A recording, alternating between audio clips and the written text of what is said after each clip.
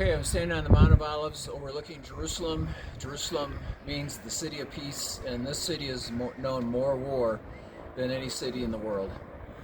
And just before Jesus went to the cross in Matthew chapter 23, he was overlooking the city of Jerusalem, and he said, "Oh, Jerusalem, Jerusalem, that kills the prophets, how often I would have gathered you as a hen gathers her chicks, and you would not.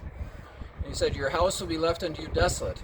And so it was 40 years later, the temple was destroyed by the Romans. And then Jesus said, "You will not see me again until you say, blessed is he who comes in the name of the Lord." And so what Jesus was saying was he's not returning to Jerusalem until his people, the Jewish people, accept him as the Messiah. And this is one reason there's been so much hatred of the Jewish people over the years, is because Satan understands that if he can kill and destroy all of the Jewish people before they believe in Jesus, theoretically he can stop the return of Jesus. Now, of course, that's not going to happen. But think about it, all the persecution of the Jews over the last 2,000 years, the Crusades, the Inquisition, the pogroms, the Holocaust, where 1/3 of the Jewish population was wiped out, and 9 out of every 10 Jews in Europe were killed.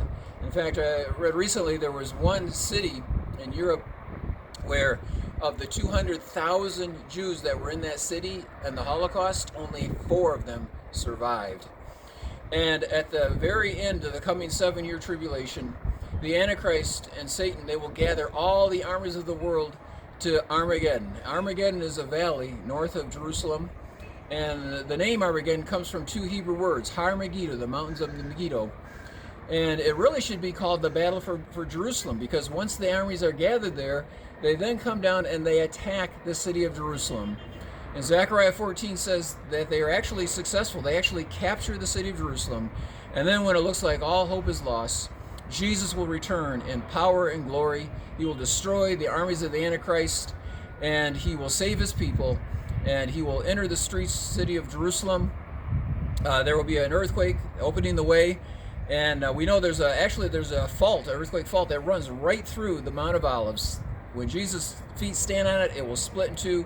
Jesus will ride in the city of Jerusalem, and he set up his kingdom with a rule and reign for 1,000 years.